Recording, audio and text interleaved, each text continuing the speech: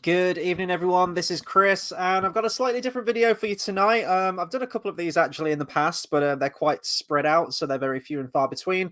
This is another unboxing video. I've got a link to this in the description, I'm sure.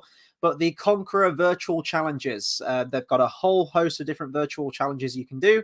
Essentially, how it works is you sign up to any given challenge, and you log how many miles that you've walked, ran, swam, a whole host of different exercises, and you inch across the map. And once you've reached your goal, once you've reached the total amount that is required for that particular challenge, they sent you out these very, very nice medals. And of course, when they announced the Lord of the Rings ones, I was like, okay, I'm a sucker for Lord of the Rings merch. I mean, for the love of God, look at my room.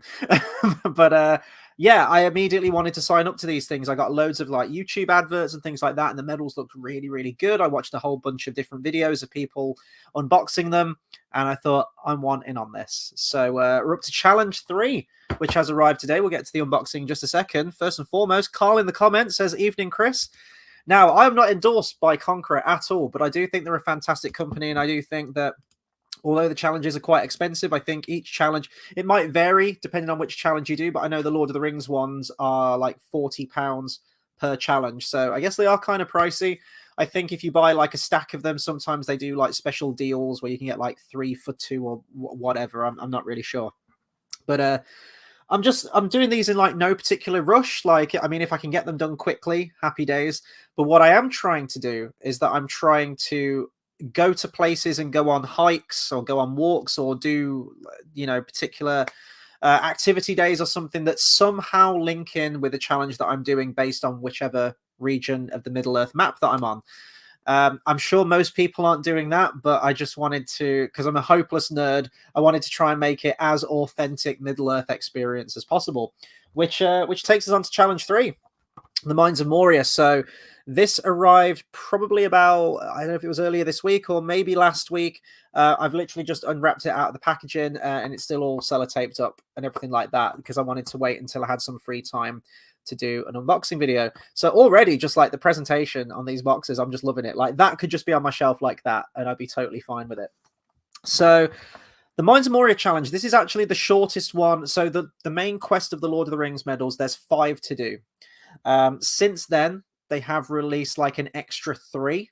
So in total, I guess there's 8 Lord of the Rings medals, right? But in the main quest, there's 5 medals, and this is the 3rd one. This is the 3rd of 5, and it is the shortest one out of all of them. So the Mines of Moria challenge is a total of 40 miles or 64 kilometers. So you can really get this done in a pretty timely fashion. It is quite eye-opening, though, because in the book or in the movies, he says it's a 4-day journey to the other side. And that's 4 full days of walking, 40 miles through really dark labyrinthian mines and navigating the surroundings. You can understand why they were moving pretty slowly. So it really kind of opens your eyes to the actual distance that the characters within the books have to travel, and really gives you an appreciation for that. Carl says, "Well done on completing the challenge. I do feel like they should adjust the pricing. How is a 40-mile challenge the same price as a 200-mile one? Just about to start my 3rd challenge." Yeah, I totally agree. I think they should adjust the prices based on the mileage. I definitely agree with that. Maybe this is what I say. Like, I don't know if they're all £40, if that is just kind of like the set price for all the challenges, or if it's because it's got the Lord of the Rings name attached to it, then maybe the price is different. I don't know. The Lord of the Rings ones are the only ones that I've done so far. I will say, since we did the last unboxing video, they've done a whole host of other franchises as well. They've done 6 lovely Star Wars medals, which I really want to do at some point after I've done all the Lord of the Rings ones. So that, could still be a number of years away if they're still doing them for them. I love the fact that Conqueror have just done the 6 Star Wars medals as well. 1 for each of the prequel trilogy and 1 for each of the original trilogy. No sequel trilogy stuff. I love that. So Conqueror know what's up. And even more recently, they've done Harry Potter ones as well. So far, I believe they've just done Philosopher's Stone through to Goblet of Fire, and then I expect they're probably going to do another stack of medals for Order of the Phoenix through to Deathly Hallows. So yeah, Mines of Moria. I've got mixed experiences on this particular challenge, and I knew that I wanted to do some kind of event to tie in with it. Actually, you know what? Let's get to the unboxing first. I'm going to do the talking afterwards. I'm talking non-bloody stop. Let's just get to the unboxing, and then I'll talk about my experiences with it afterwards. So the box, it's taken from the scene from the movie where the Fellowship are exploring Dwarrodelf, and on the back it just has the 5 different points, 5 different legs of the journey. You have only one choice. The ring must be destroyed. I believe that's on all of the boxes. But yeah, let's get into it. I was going to try and open this in like a really extra way. I was going to get like my Legolas knives off the wall or something, and but I thought I might do, if not damage to the box, I might do some damage to the actual Legolas knife. So we'll just play it safe with this one. But yeah, I was going to say, like, I'm not endorsed by Conqueror at all. They're just really lovely medals, and that I wanted to share with you guys. Any kind of Lord of the Rings unboxing, and you know, thankfully, at least Carl in the comments, he's taken on the journey as well, which is great. Stick around to the end as well, because I want to ask your advice on something with how I continue with these challenges. So just slip the box off. That just says on the inside, it just says, like, you know, congratulations for completing the challenge. So let's get to the good stuff. Oh. And it's always that feeling when you get your medal. It's just, you know, you feel accomplished, but these are just absolutely gorgeous, high quality medals. So that is it in the box. And could you wish for, oh no, it's all falling out. Ah, let me get that back in. There we go. Could you wish for a more epic backing for the medal as well? Like that scene, that and Amon-Hen, it's why Fellowship is my favorite of the 3. The whole Mines of Moria segment, from the Watcher in the water all the way until they get outside, but specifically the Balrog part, is my favorite part of Fellowship, alongside the whole Amon-Hen stuff with the fall of Boromir at the end. But it's a lovely medal that depicts the doors of Durin, which says, I'm trying to get it in focus, Mines of Moria virtual challenge, and right there in the bottom 2 corners it says 40 miles and 64 kilometers. Wow, let's get this thing out. I'm such a happy Lord of the Rings fan. I'm a simple guy. I really am.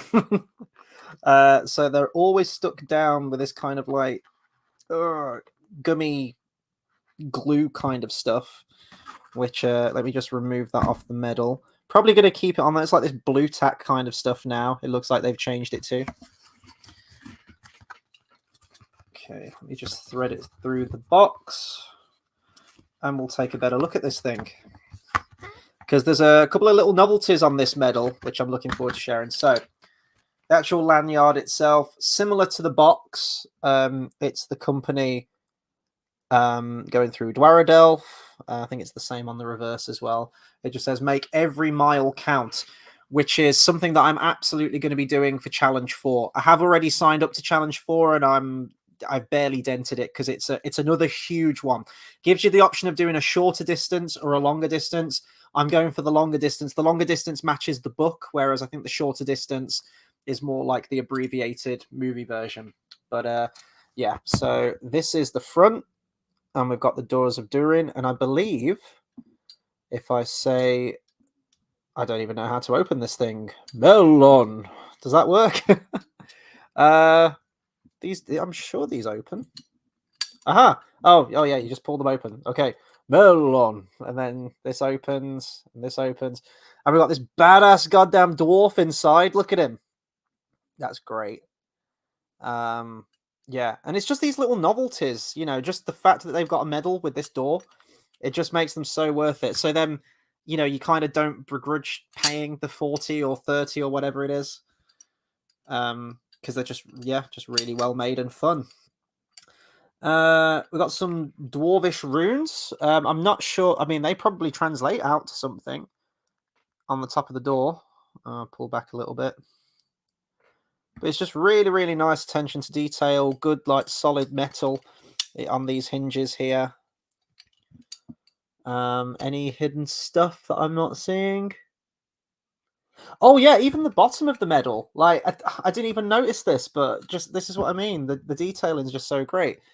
Totally missed it at the bottom. You've got the sort of like the tentacles, look like the Kraken-like tentacles of the Watcher in the water. Love that. And then, oh, you guys are in for a treat. The back of the medal makes it so much more worth it. Just get a close up of the door a little bit more so you can see the detail on it. This is probably one of my favorite medals, actually. Just from the look of it, and especially on the reverse. Like, let's check this out. Iconic. Look at that. With you shall not pass at the bottom. So cool. And you kind of got this sort of like glossy, I don't know what you call it, but you can kind of see how it's like a different texture, this red bit around. So good. Is there anything on the side as well? Sometimes there's things on the side which I miss. No, I think that's your lot with that one. But yeah, so Medal 1, the Shire, has the little envelope on the reverse, which has the one ring inside. I don't think there was like any gimmicky thing for the second medal, but I say like the gimmicky thing, like the little novelties. You know, the Harry Potter medals actually that have come out recently have a lot of those, which are really cool, especially the Goblet of Fire one. But yeah, I just really, really bloody love this medal. I love all of them. And it's interesting because when you sign up to these, you get invited into a Facebook group, Facebook community for people doing the challenges, and they're all very encouraging, lovely group of people. And I've sort of like asked them for advice on how are you taking on the Lord of the Rings challenges and what would you recommend. And just everyone's just great. Everyone's just so encouraging and sharing their pictures of their journey and their stories and whatnot. And it does make it worth it. It really does. Carl says, I do regret not buying the bundle at the beginning. The bundle is incredibly expensive. So, yeah, I have wasted money in the long run buying them all individual. But it's just convenience because I know, like Challenge 2, for example, I was on that for almost 2 years. Had to have been almost 2 years. And this is the annoying thing. I'm trying to, as I said, like I'm trying to go to places in the UK that visually match where I am on the map currently as much as I can. So, yeah, I'll talk about my experience now with the Mines of Moria because it was both a great experience and just a kind of bit of a lackluster one, really.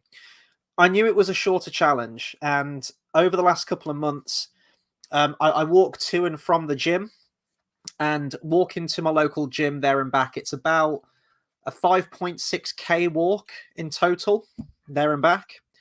So I did a lot of trips to the gym over the summer, and I kept walking to the gym when we had the the nice weather and everything to get my steps in too.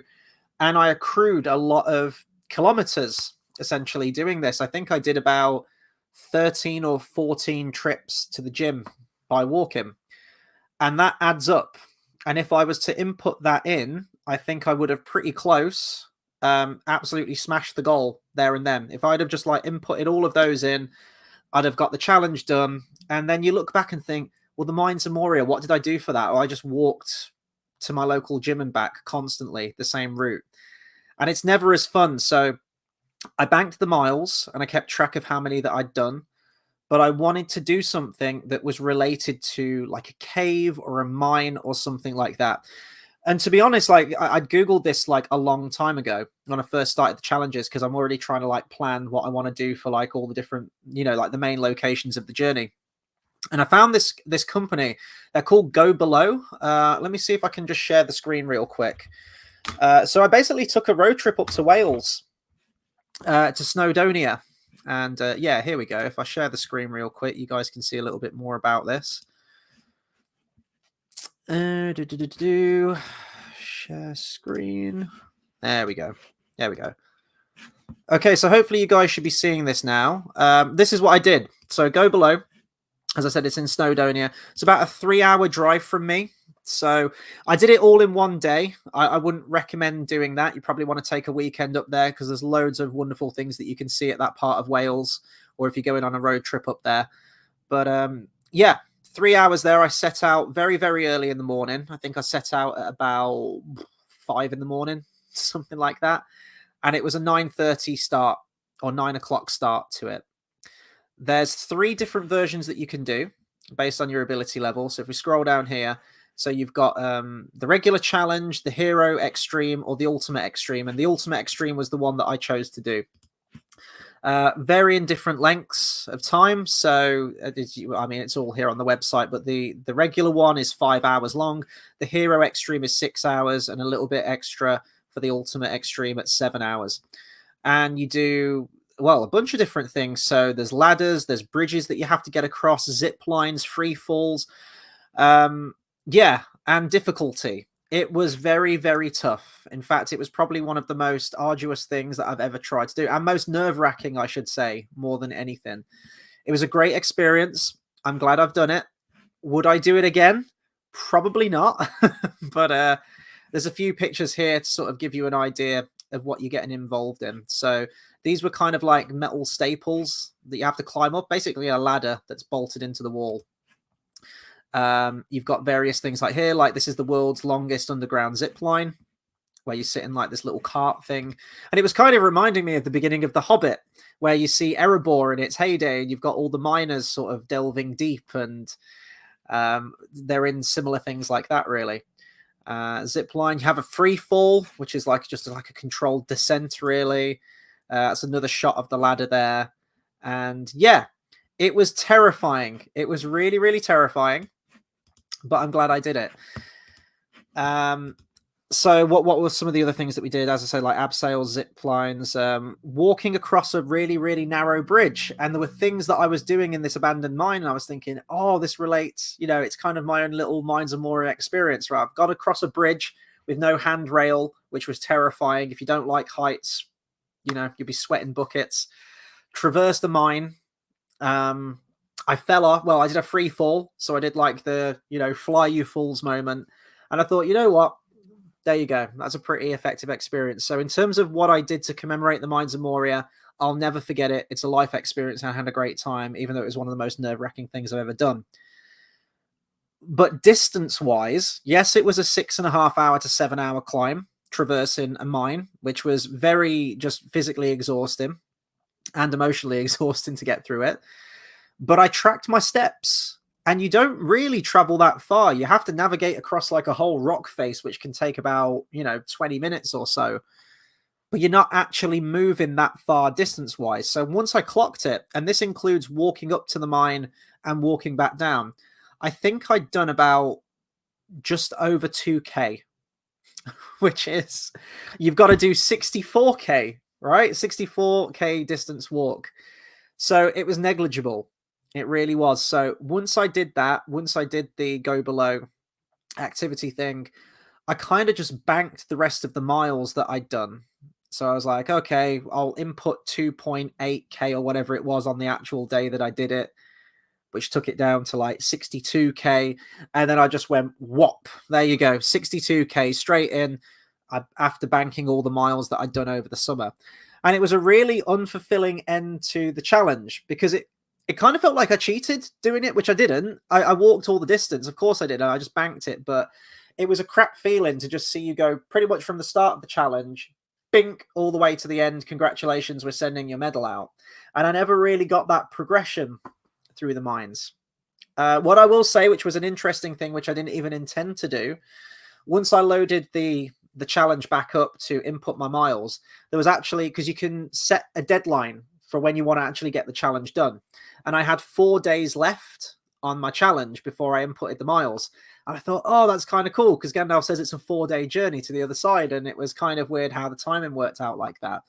So yeah, it was a good thing that I did. I'll never forget that whole like going through a mine and everything. And it was nice to, because the summer I never really went on holiday anywhere. I just kind of stayed in. I was working constantly. I was practicing constantly. And I was debating if I even wanted to do it, because I thought, I'm going to be a day behind on my piano practice, on my guitar practice. And I thought, no, just do it, Chris, because otherwise you're never going to do it. So I did it, and it was great.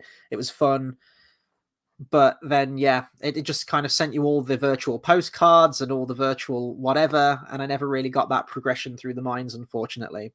The maps are really cool, actually. Once you get like the app and, you know, you can sort of see your little character trekking across the map. They are actually really detailed, like how they've done the whole blueprint of the Mines of Moria and everything, and all the little side rooms. So it's kind of like a cool little virtual thing you get. So on to challenge 4, and this is kind of where I wanted to ask you guys for your input. So the main quest of 5 medals really covers Frodo's journey, beginning in the Shire and culminating in the destruction of the One Ring in Mount Doom. So I think challenge 4 takes you from as you've just exited Moria, that's the beginning, and it finishes, I want to say, in the 2 towers where Frodo, Sam, and Gollum are overlooking the Black Gate, where, you know, Gollum says, "Oh, there's a secret way, a dark way," and then they veer off. That's challenge 4. It is a massive, massive challenge. Over 1,000k for this one if you're doing the longer version, which is what I'm going to do. So I'm just kind of walking around the Mirrormere at the moment, outside of Moria, and I'm trekking towards Lothlorien. Now, question 1 to you guys is, do you guys know of any forest walks in the UK? I've been trying to find some like really genuinely beautiful forest, or I don't really want woodland walks because Lothlorien is, you know, the heart of elvendom on earth, as they say in the book and the movies, and I want it to be somewhere really spectacular and pretty special. Walking through the trees, and as we're coming up towards the autumn months now, or are we even in autumn? Is autumn October or September? I don't know. But you're going to have like the full color, right? With like the oranges and the yellows and everything like that. And I want somewhere really breathtaking to, in my mind, that can be Lothlorien. JX says, remember to take breaks for musical numbers and describe the scenery around you. Yes. I sang of leaves and leaves of gold and leaves there grew. Yeah. I'll have my own little musical moment. So looking for a Lothlorien. So if anyone can... Oh, JX says autumn is right around Frodo's birthday. Yeah, it's the same as Bilbo's, isn't it? So September 22nd, I want to say. Sherwood Forest in Nottingham. I walked that for the Old Forest section in that was the Shire challenge, wasn't it? Yeah, so I went there. I was actually kind of let down by Sherwood Forest. I don't know what I think I was just imagining like this huge, expansive, sprawling woodland that you can walk through, seemingly unending, just a sea of trees everywhere. And it really wasn't. I took the longest route around Sherwood Forest, and I think I'd walked the perimeter in about 15 minutes. And I was like, oh, I'll just do another loop of it then. And I just kept looping the same route. So it was fine. It was nice. I did it in summer. Was it last year? Could even be the year before that, actually. And I'd never been before. So, I mean, I've done it, but I was looking for somewhere maybe a little bit further afield. I keep looking for sort of like the UK's biggest woodland or something, or biggest forest that you can go around, and it's beautiful. Oh, sorry. Yeah, JX says the birthday is the 22nd, autumn is 21st or 20th. Oh, okay. I get you. So yeah, I'm looking for my Lothlorien. After that, once they leave Lothlorien, this challenge is going to become horrendous, and my progress on this challenge will probably come to a screeching halt. They get in the boats, don't they? And they course down the Great River through the Argonath, and then they I think it's Parthgallen, isn't it, where they set up camp. That, and I worked it out because I went through a really nerdy moment one night, and I wanted to try and work out how many miles it is. And I think I clocked somewhere where someone worked it out. It's 346 miles of rowing. Now, a lot of that is with the current, so they wouldn't have been actual, like, you know, like manually rowing or anything like that. And a long time ago, I was trying to get paddleboarding lessons. I still really, really want to do paddleboarding at some point. And I was looking at lessons, and there was a place fairly local to me that did them, but with a condition that you've got to be able to swim 60 meters, at least 60 meters. Now, I can't swim. So I used to be able to as a kid, and then I didn't swim for about 10 years. So I can't actually properly swim. So the beginning of this year, I started adult swim lessons, and I was making all right progress. It was difficult to fit it in the week with everything else, but I was doing it. I was staying consistent with it. And I got to the point where I could swim a full length, just about 25 meters. Not a strong swimmer, but I could get across. That also included clinging onto the wall for dear life at the other end. And then the lessons just randomly stopped. I got an email saying swim lessons are cancelled indefinitely. Stay tuned for an update on when you can expect them to be back up and running. That was around January, February kind of time. and I've heard nothing since then, so I don't actually know what went down. And since then, I haven't gone back to swim lessons, so I might have to rule out the paddleboarding, although that would be just a great, great way of getting those miles and making it authentic. Another thing I was looking at was to see if they do any kind of kayaking clubs or kayaking lessons, or days where you can just like pay a set fee, they'll chuck a life jacket on you, and it's like, right, you've got the pond for an hour, off you go, and you can just get as much rowing in as you want. So I'm still considering that maybe, but I think probably the easiest thing to do, well, I say the easiest thing, is at my local gym, get on a rowing machine and just think of England and just row a lot of rowing.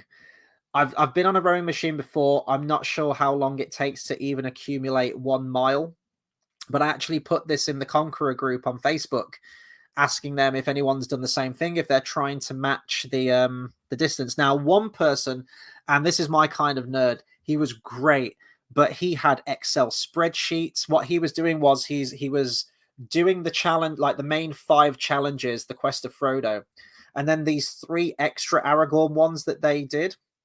He was doing those challenges alongside that, and was trying to accumulate the distances so that both the Aragorn journey and the Frodo journey ended at the same point.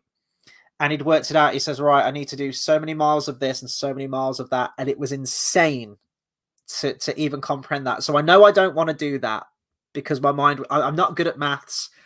I'm even worse at Excel spreadsheets. And just to even try and fathom that would make my mind explode. So I don't want to do that. I think that would take the enjoyment out of the way. But yeah, I really wanted to just do any kind of kayaking would be great, or paddleboarding, but I know that I probably won't be able to fit that in now before I get to that point. So I think it is just going to be the rowing machine, and I'm going to have to try and accumulate 346 miles of rowing, which is going to kill me. After that, you follow Frodo's journey, so it's going to be the Emyn Muil, and I don't really want to navigate a labyrinth of razor-sharp rocks, so I'll probably just go on, I don't know, a random hike for that one, maybe, that involves a bit of scrambling or something, I think. And then you've got the Dead Marshes. Again, I don't really want to trudge through endless marshland or fall in a pothole and drown or something. So that's going to be whatever. And then you're at the Black Gate. So that's that challenge, really. But the other thing I wanted to ask you guys is that the Aragorn journey. So this challenge that I'm on at the moment, as I said, is from once they get out of Moria, and ends where Frodo, Sam, and Gollum overlook the Black Gate in 2 Towers. That's the journey. Now, the Aragorn journey, the series of 3 Aragorn medals they've brought out, which follows the journey of the 3 hunters, starts right at the breaking of the Fellowship, and then it's them as they chase Merry and Pippin across the plains of Rohan, getting to the Golden Hall, and then you've got another challenge, which is the Golden Hall to Helm's Deep, I believe. And then the final challenge, I think, is Helm's Deep to Minas Tirith, and navigating the paths of the dead and everything like that. Now, should I complete challenge 4 and then complete challenge 5 and destroy the ring, and then sign up to the 3 Aragorn ones? Or should I complete challenge 4 and get Frodo, Sam, and Gollum to the Black Gate, deviate, and then do the Aragorn challenges, and then circle back and conclude it with challenge 5, where I destroy the ring? Or should I get to the part where Boromir dies in this challenge 4, so midway through challenge 4, pause the challenge, start the Aragorn one, where he runs after Merry and Pippin, and do all of the Aragorn journey with Helm's Deep, then circle back, finish off that last remaining bit with Frodo and Sam to get to the Black Gate, in order to match the book more, and how it's, how the chapters and the different characters that it focuses on, matching that more. I am totally nerding out and thinking of different ways to do this, but I'm just thinking, well, if you do challenge 1, 2, 3, 4, 5 and then destroy the ring, that's kind of like your big finale, isn't it? That's it. You destroyed the ring. Congratulations. And then you're going to do kind of like 3 little spin-off challenges. I don't know. So I feel like maybe I could do challenge 1, 2, 3, 4, then the 3 Aragorn ones, and then challenge 5. But yeah, I wanted to get your guys' opinion on what you think is best.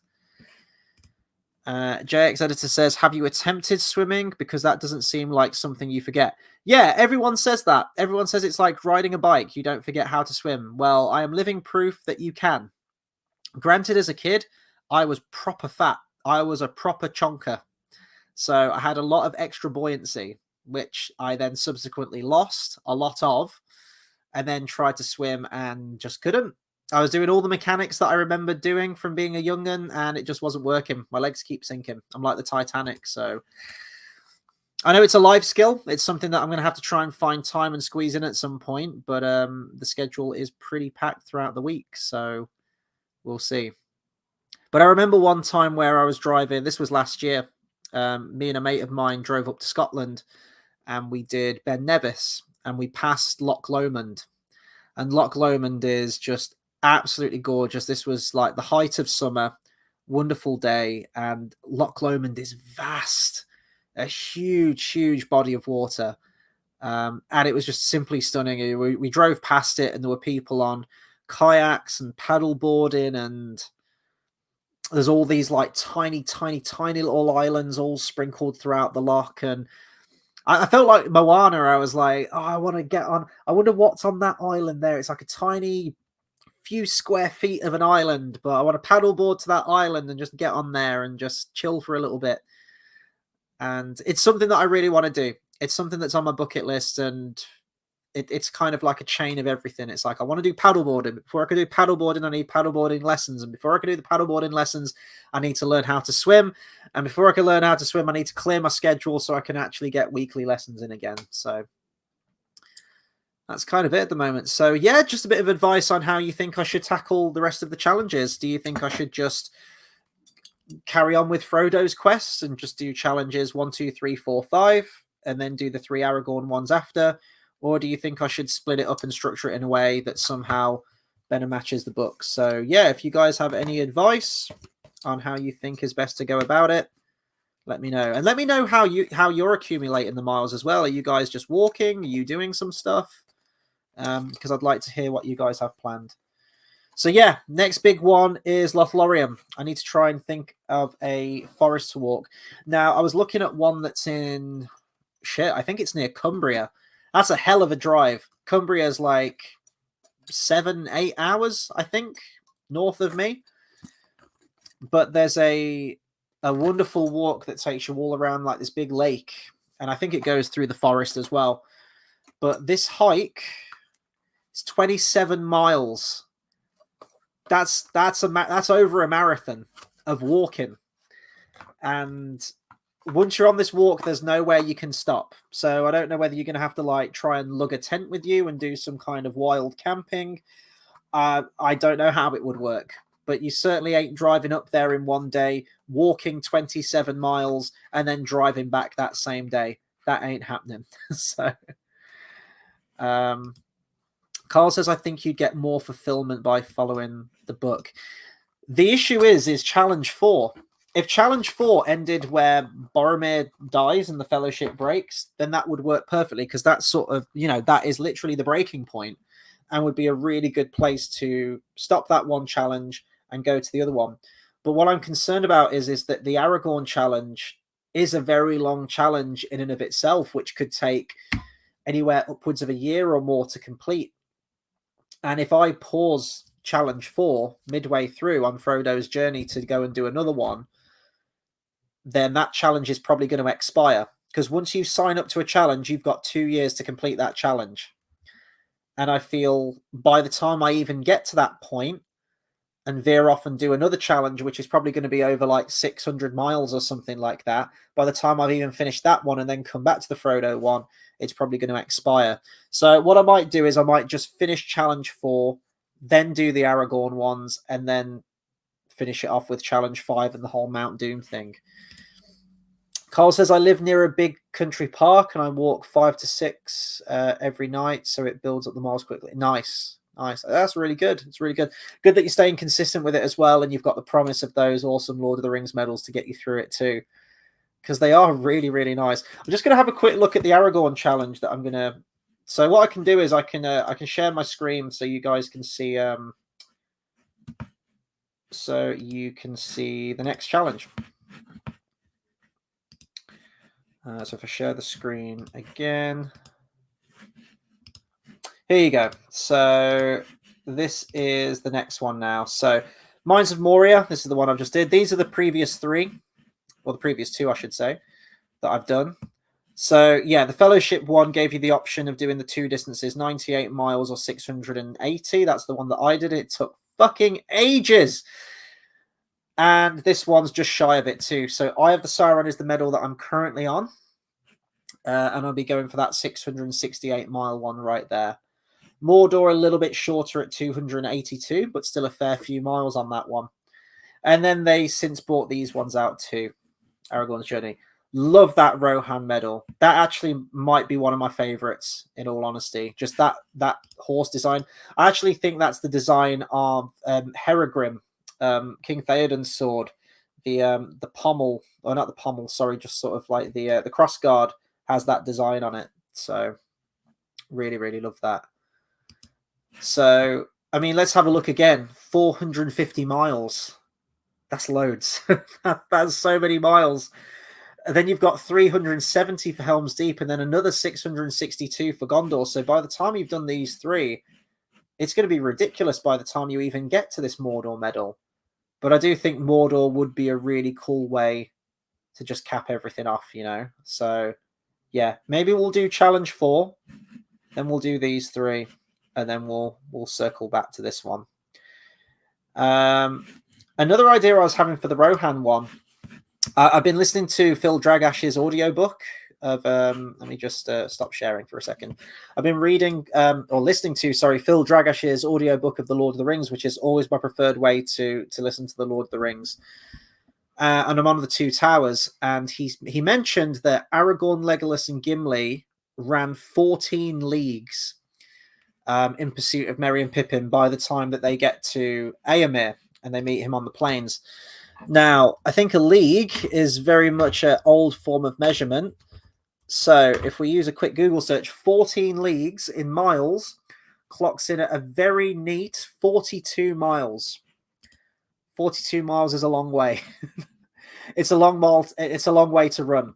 And they run it in, 3 days and nights pursuit? So in 3 days, they run 42 miles, which is like a marathon and change, really, isn't it? A marathon's 27 miles. It's a lot. It's a lot to run. But I've been thinking of maybe starting to train for it by the time I get to that challenge, starting to train for a marathon. And I'm thinking, you know, if they're running after Merry and Pippin, it's a long distance. Now, I ain't running 42 miles, not in one go anyway. Fuck that. Not even over 3 days am I running 42 miles. But I am tempted to run a marathon because I think it would be, well, number one, I think it's a very fitting thing to do for the challenge. And number two, I think it'd be a good thing to do, wouldn't it? Just in your life to look back and go, yeah, I ran a marathon. I did it. And also, like, I guess in reverence of my dad, really, a little bit. So my dad in his youth, he ran 3 full London marathons. And I thought it might be cool to kind of follow in his footsteps a little bit with that. And I ain't doing 3, so he's got me beat there. But if I do 1, just to say that I have. So it just means getting some cardio in.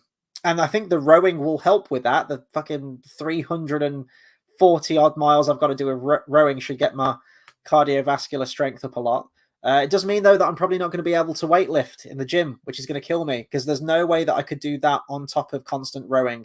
There's going to have to be a period when I get to that rowing section where every time I rock up to the gym, I'm straight on that rowing machine. And that's all I do for like an hour. If I can even manage an hour, because that's a long time to row for. But yeah, I think running a marathon could be cool.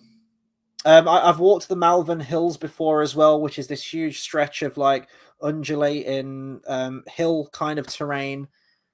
And when I was walking that in the summer one time, it did kind of remind me of when they're running to get Merry and Pippin and they're going up and down hills. So maybe I could go there by the time I get to that point. and do some running and run the Malvern Hills again and try and just pretend that I'm doing it. Carl says, I ran the Great North Run a few years ago. It's a half marathon, but I loved it and would definitely recommend. Oh, that's awesome. Yeah. So I think that would probably be the best way to train, wouldn't it? For it is, to work up to a half marathon at first and then go from there. What did your training look like? Were you running every single night in preparation for it? Did you run on a particular day, have a rest day, run on the third day and do it that way? And sort of how many miles each session were you running? What kind of plan? Because I've never done like a cardio based plan before.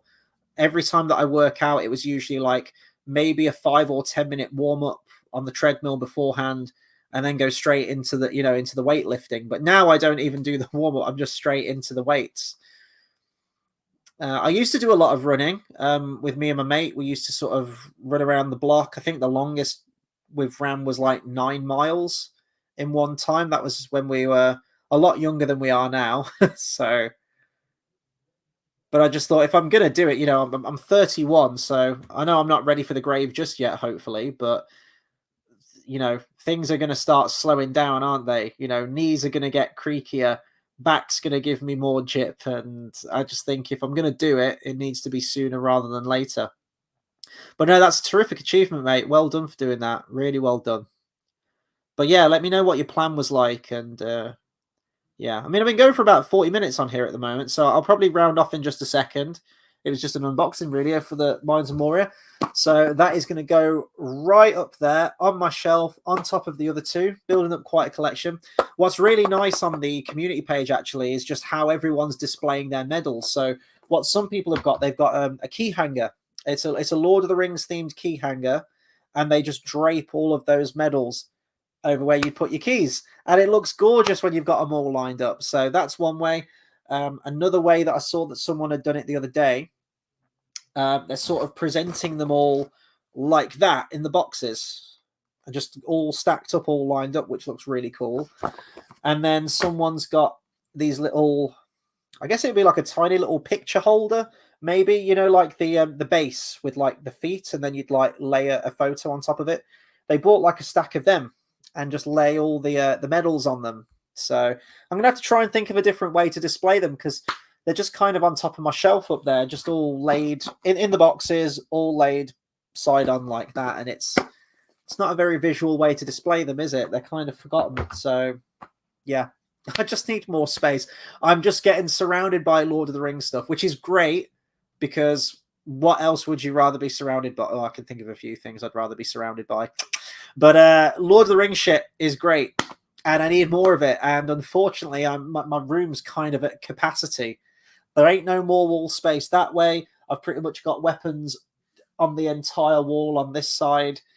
My shelves are full of DVDs and books and Funko Pops. So many Lord of the Rings Funko Pops, and they've just released a stack more. We've got the Cave Troll, we've got Old Bilbo, the Mouth of Sauron, yet another version of Treebeard, yet another version of Legolas. My God, they're relentless. So, yeah. First world problems, isn't it? Two things that I would really love to buy, though, like telling the truth, like Lord of the Rings stuff.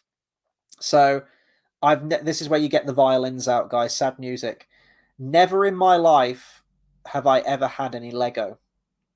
Never had any Lego growing up. I had Connect, whatever it was. It was like the poor man's Lego. It was trying to do the same thing, but I've never had a Lego set. I've never built one.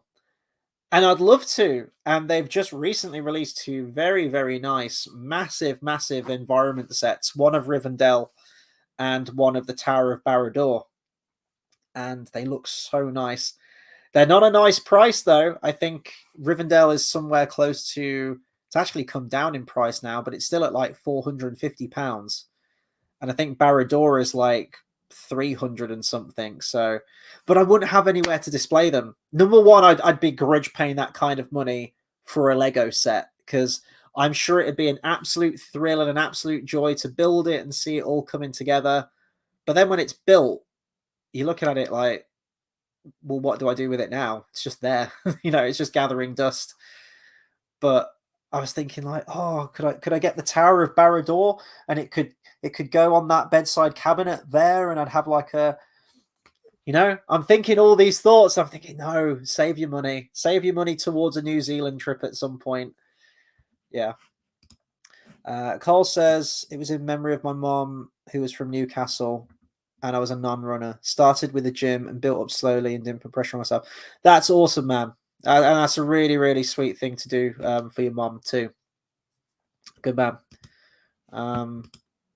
Yeah, I think it's just if you've got that goal, you'll get it done. Like pretty much anything, right? Like you put your mind to it and you just get it done.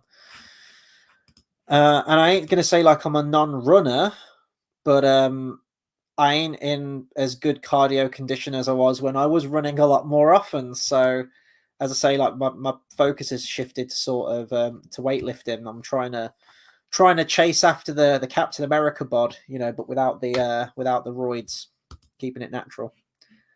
I'm actually trying to eat more. Like that's what I've put on. I don't say put on loads of weight, but I put on weight because that's what I'm trying to do. I'm trying to bulk. Clean bulk. Like I'm not dirty bulking. Like I'm not eating pizza every night or anything like that. But yeah, I'm trying to eat big to get big. but when the chin, because it always goes to my face, it always goes to my belly and my face every time. So when this starts getting rounder and I don't like what I see, then I'll probably have to try and do a cut of some kind. And maybe if I time the cut right, maybe running will be the best way to do that. Seaward Man says, you really do need more space. I do. Yeah, one more man cave. Absolutely. Yeah. Carl says, are you saving for New Zealand trip? So me and saving money, it's what I should be doing is taking a set amount each month and just go, right, that is being saved. Either in like a separate account or like a separate little pocket, just go, right, this is money for whatever it needs to be. This is the money that I can play with for a month, but this chunk of money is being saved towards specifically New Zealand. And I'm not really doing that. I'm getting obviously like my monthly pay come through, but then it just kind of sits in my account and I'm just kind of keeping a mental note of how much New Zealand would be. Now, New Zealand, I've never solo traveled. I've done solo hikes. I'll go to the cinema on my own, loads of things, like absolutely fine with that. But I've never been abroad on my own. I've never been on holiday on my own. So New Zealand would be a massive undertaking, especially with everything that I want to try and do there. Like in New Zealand, I want to try and go to as many of the filming locations as I can, helicopter rides over the mountains, kayaking, hiking. I want to do it at the Hobbiton set. So much merch, so much merch. I want to buy so much merch that I get to the airport and they say, I'm sorry, we can't let you back. We can't let you board this flight. We can't let you back in the country because you're over encumbered with Lord of the Rings shit.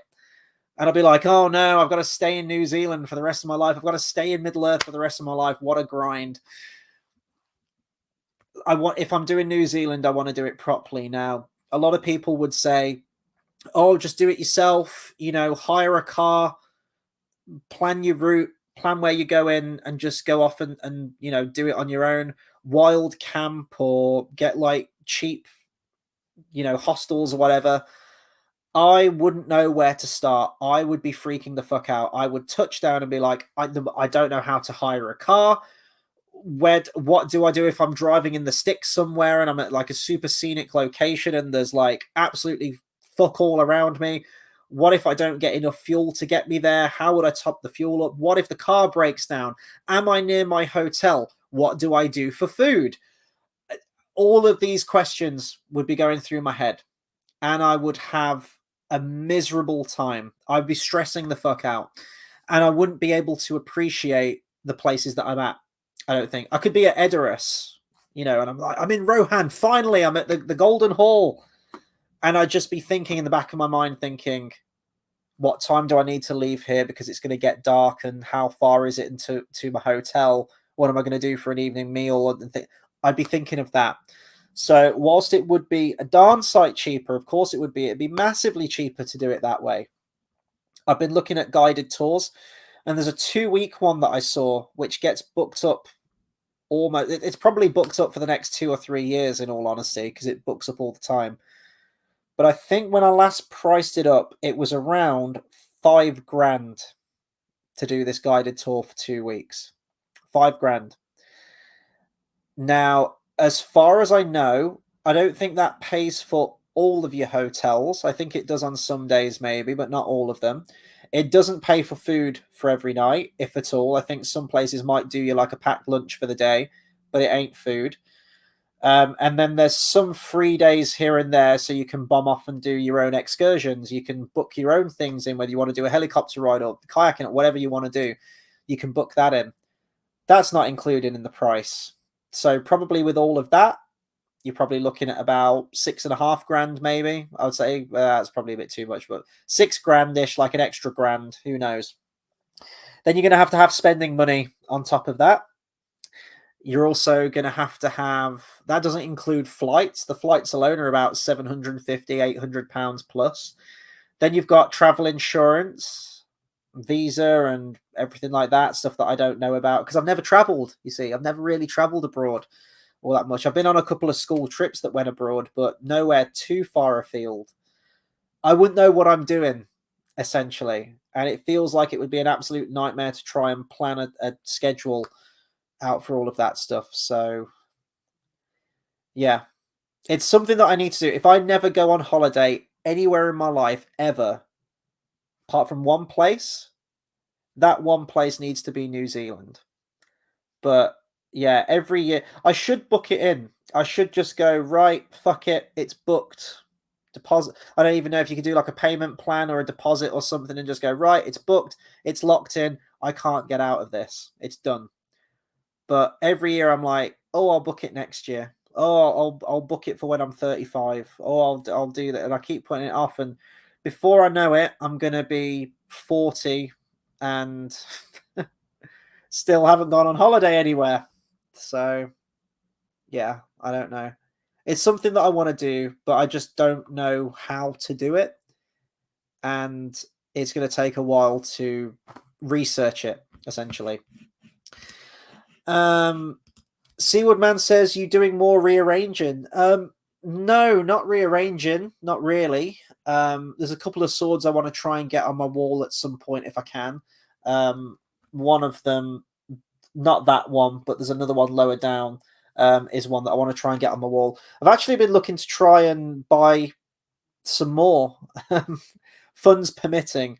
But a couple of people fairly local to me, actually, in the collectors group that I'm in, are selling some swords. One of them is the scabbard of Strider's sword, which is a lot of money for what it is, just for a scabbard. But the scabbard is really, really hard to find. It's quite a sought after one. So I'd quite like to buy that because then I've got Anduril in scabbard, and then I'll have Strider's sword in scabbard, which will be cool. God, can I say the word scabbard again? And then what other sword was someone selling?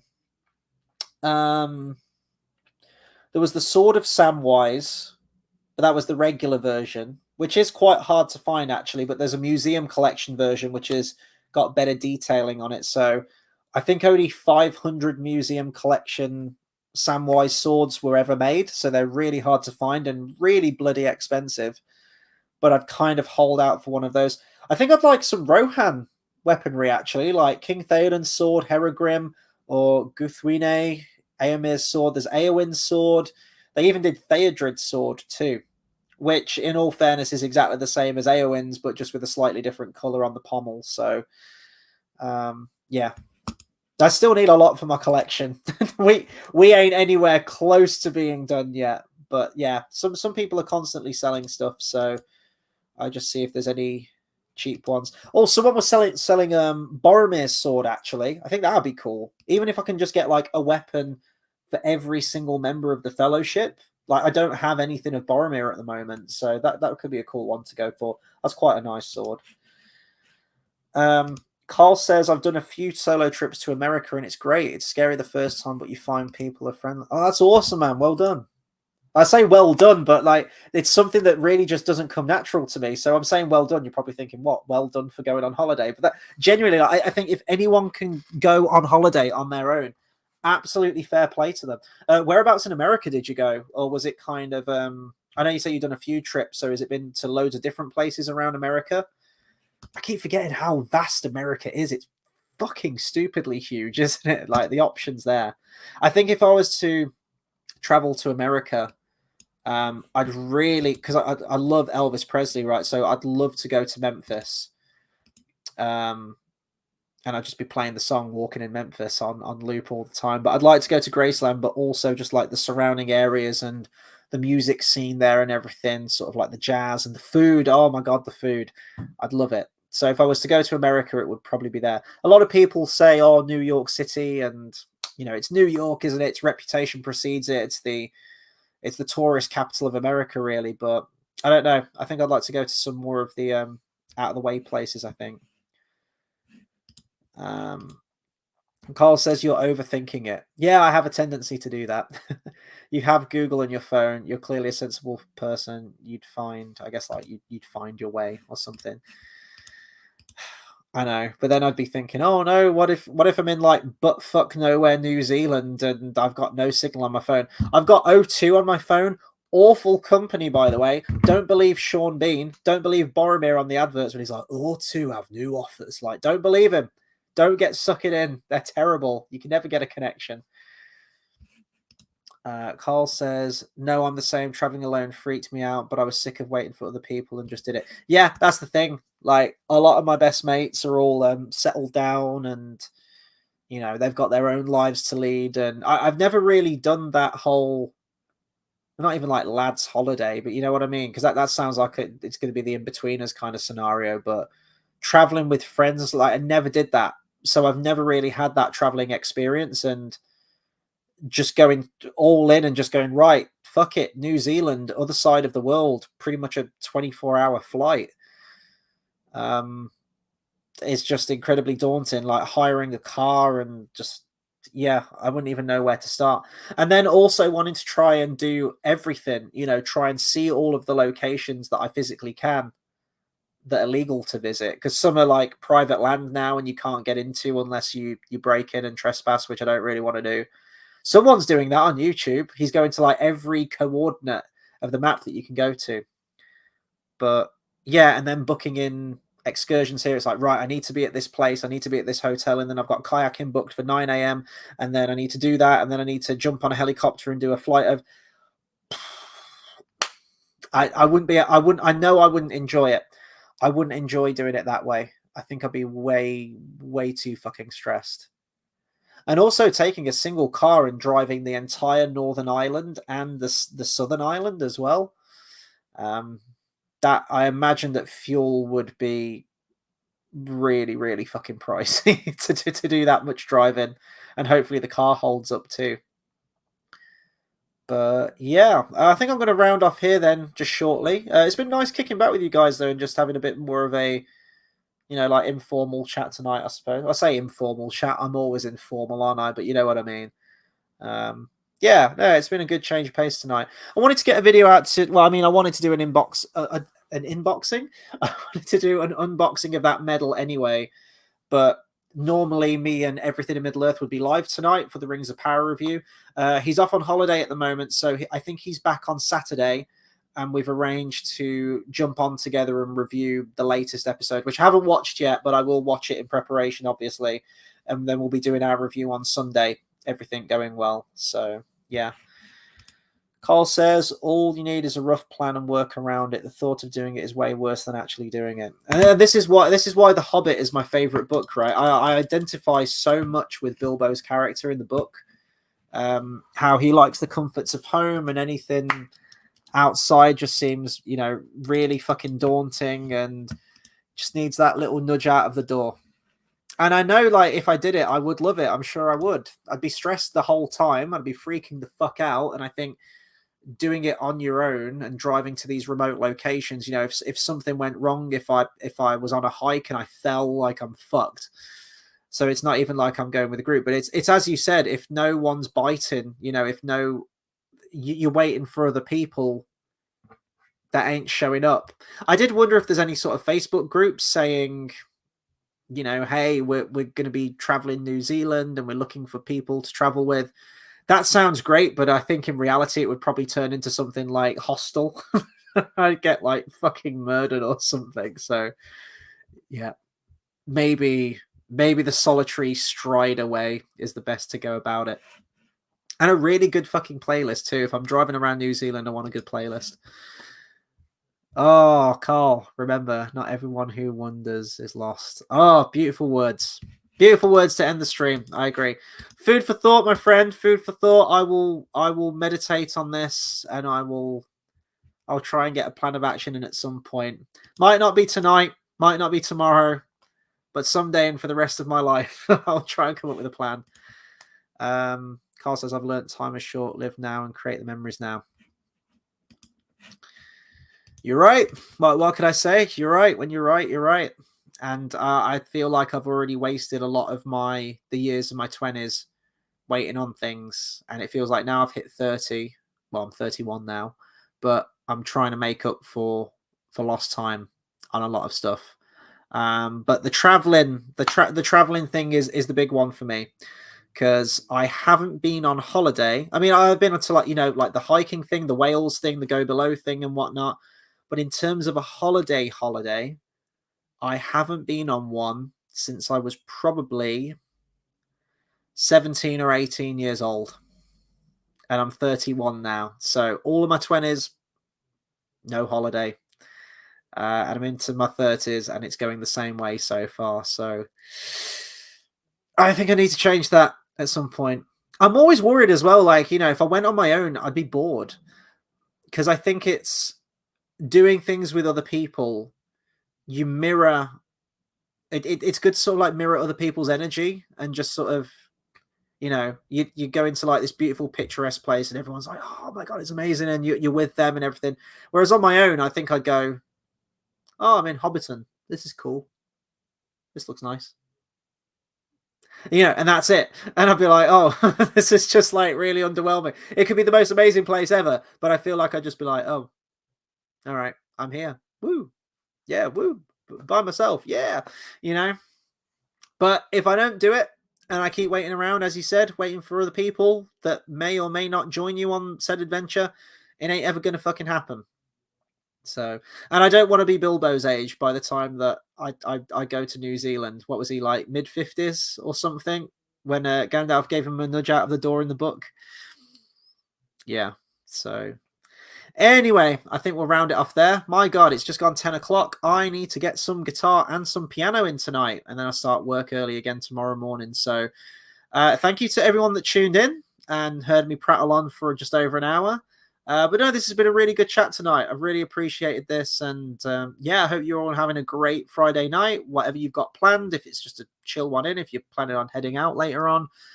Yeah, all stay well. And I will be back on Sunday for the Rings of Power with everything in Middle Earth. It's going to be really, really good doing another live stream with him and chatting about whatever awaits us in this recent episode, what we're up to, episode 4 now. And then on Monday, I'll be joined with Dale once again, and we will be reviewing Brother Bear, which I watched yesterday. That was nice going back to that one. And then on Tuesday next week, for you Star Wars fans out there, me and Dale will be seeing Revenge of the Sith on the big screen again. That will take me back to when I was in 2005. How old would I have been? 13. Oh, how time flies. So, yeah, a lot of videos coming up, a lot of live streams. So, yeah, just hit the subscribe button. But, familiar faces. Do appreciate you, you tuning in every time and commenting and checking in. It really does mean the world to me. So, yeah. Anyway, have a good one, guys. Great conversation tonight. Thank you. And I will see you guys in the next live stream. Take care, everyone.